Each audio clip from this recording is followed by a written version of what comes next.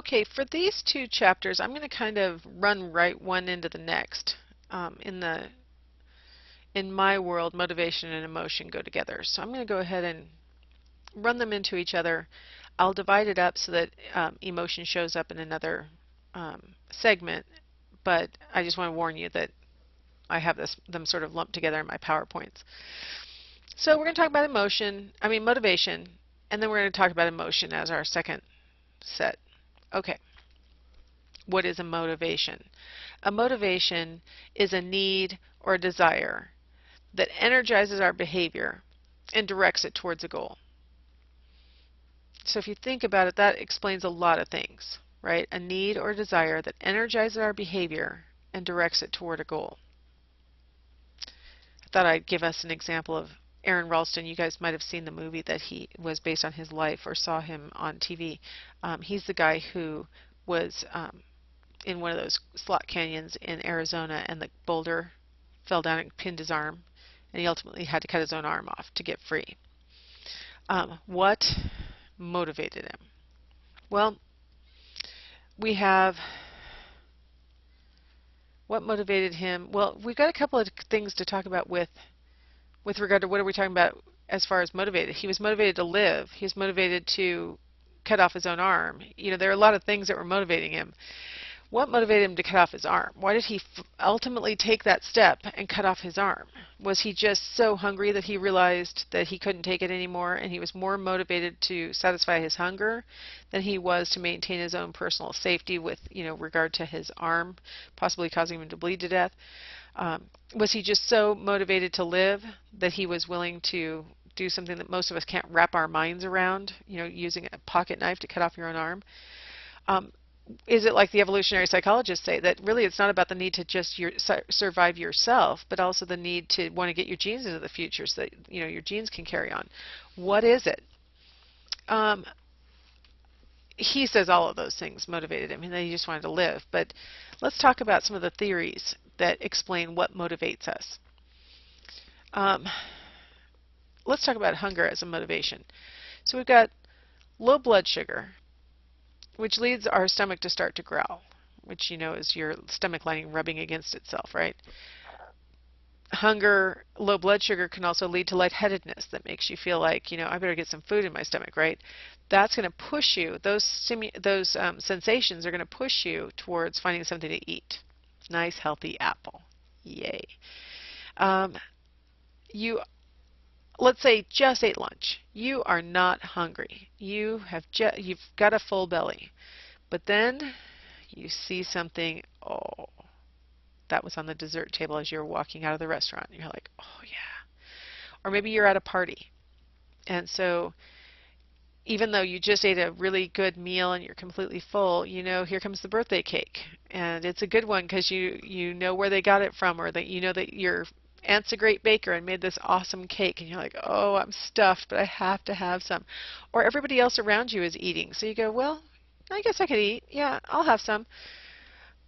These are all examples of when we get pulled towards the exact same behavior of eating. Of course, you'll notice none of these are an apple, but anyway, even though you clearly are not being driven or pushed towards eating because of hunger or other signs of hunger, we oftentimes have things out in the environment that pull us towards eating. And, this is like the bane of our existence in modern society. We have access to things that are really yummy, and we might not even be hungry. But I got to tell you, I'm sitting here lecturing, and it's 11:51 a.m. while I'm lecturing to you. And my beloved husband knows that I'm trying to make lectures plus teach my in-person classes, so pretty much all I do is talk all day and teach.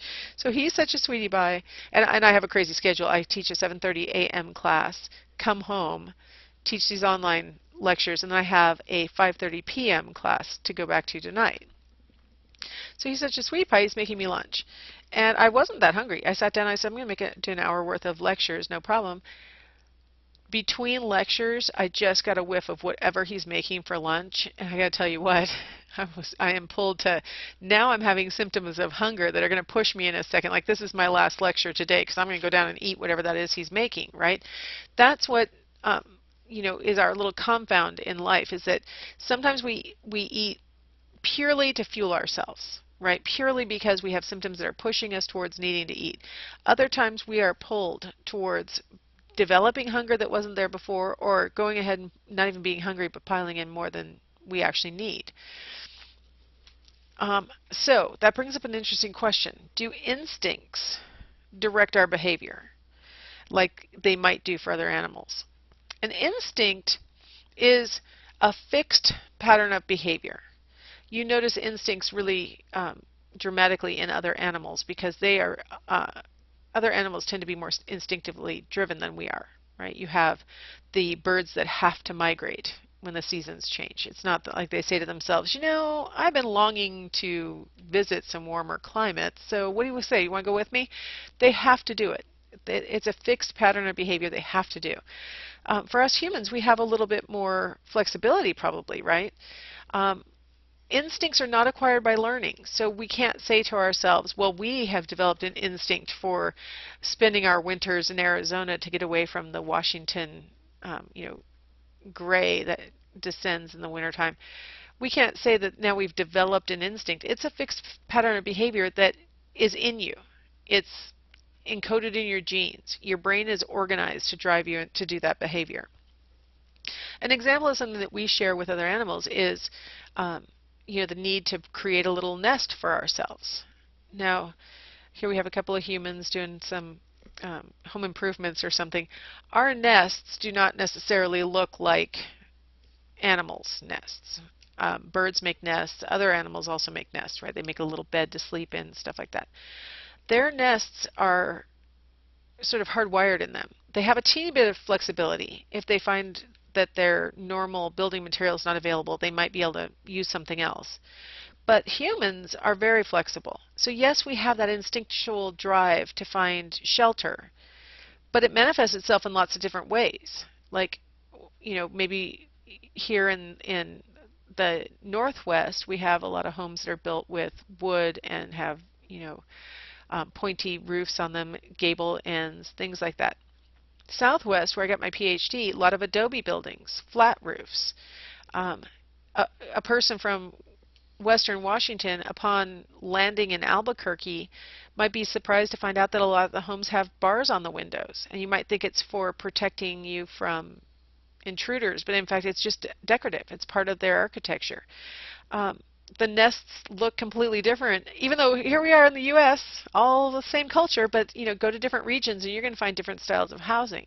That's humans, right? We have different styles of fulfilling our motives. And so do instincts direct our behavior? Yes, but then the way we meet the behavior is not pre-programmed necessarily.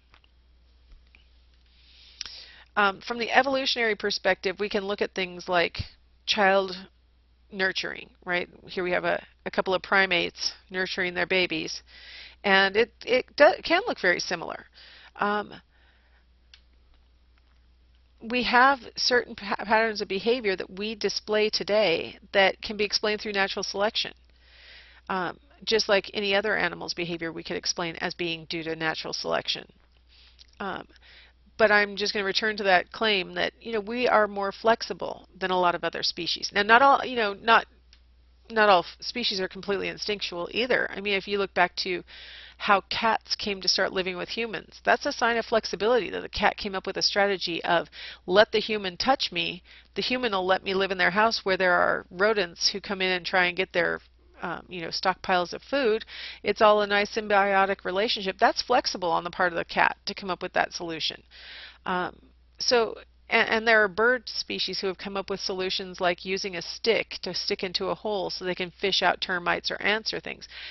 Other animals have some flexibility, but we are more flexible than other species. We come up with more solutions, more varied solutions. Now, when we talk about motivation, we oftentimes talk about these drives that push us toward certain behaviors. Drive reduction theory says that whenever we have a pressing drive, our goal is to reduce that drive, to do whatever behavior will lead to that drive going down. So if you're in an aroused, tense state and you have a physical need that's related to that arousal or tense state, so going back to hunger, you've got your stomach growling, your head's feeling a little wobbly, and you know that those symptoms will go away if I just eat something, those things will combine to drive us towards engaging in a behavior that will reduce that aroused tense state, because we don't like to be in that condition. We like homeostasis. We want to be comfortable all the time. We want to be the proper temperature. We want to have the correct amount of, blood glucose at all times. We want to have, everything stable, good, and pleasurable, or at least neutral. And so anytime you're in a tense aroused state and there is a source that you can point to and say, if I only had this, I wouldn't be feeling like this, that drives you towards your behaviors. So we're motivated to reduce drives. We want to restore homeostasis, a steady internal state that's consistent and comfortable. So here's an example where you may have a need. Your body is actually, I've already beat hunger to death, so let's go to the water. You don't have a proper balance in your blood of water. That's going to create a drive in you that you would label thirst. And that thirst is going to push you toward drive-reducing behaviors such as finding something to drink, right? Our goal being to restore homeostasis, that we have the proper water balance in our blood. Okay. So that's all great when we're talking about hunger or thirst or other sort of basic drives. But what about more human drives, or maybe I should say primate drives, since we're looking at some rhesus monkeys in this picture? We like to be at that proper level of arousal, and that includes mental arousal. We don't like to be bored. I see that on my students' faces sometimes in class. It's like, oh man, this better get more exciting quickly. These guys are starting to experience suboptimal levels of arousal. So here we have some monkeys. They're living in their enclosure. They've got stuff to climb on, but it's not the most exciting place to be. So they're provided with these little basically puzzles that don't do anything. They're just things to try and get it out. You know what I mean? You're trying to unhook it. Monkeys display this pointless, there's no reward in getting it out, but they'll display this kind of pointless behavior just like humans do. It kind of implies that they don't want to be bored either. Kind of implies that they want to try new things. We are always seeking optimal arousal. Now, some behaviors will increase or decrease our physiological arousal levels. So some things will make us more bored or less interested, or our goals aren't being met, or some things will make it increase, and sometimes you're overstimulated. Sometimes you have too much going on. Your brain's like, well, I can't focus. So some things increase, some things decrease our physiological arousal level. Curiosity and novel-seeking behaviors tend to increase our level of arousal.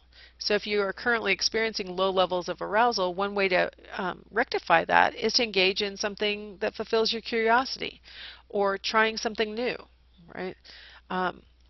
Humans are what we call infovores, kind of a takeoff on omnivores or carnivores or whatever. We are infovores. We like to consume knowledge.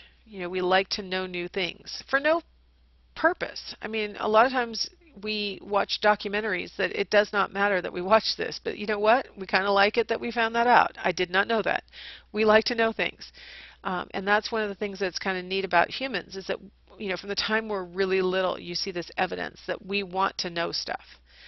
We want to be at that correct level of psychological arousal.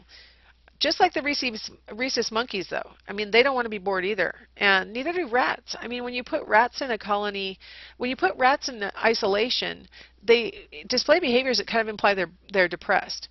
And then you put them into a colony with other rats and with things to do and toys to play with, and they have to hunt for their food in their enclosure. All of a sudden, they come out of that apparent depression. A lot of animals seem to display behaviors whose only goal is to bring up their psychological level of arousal, so that they're fulfilling curiosity, they're fulfilling novelty seeking, which is kind of fun, kind of interesting. Okay, let's go ahead and take a break here, because I think I've been talking for a while, and we'll come back and talk about how arousal level affects our performance.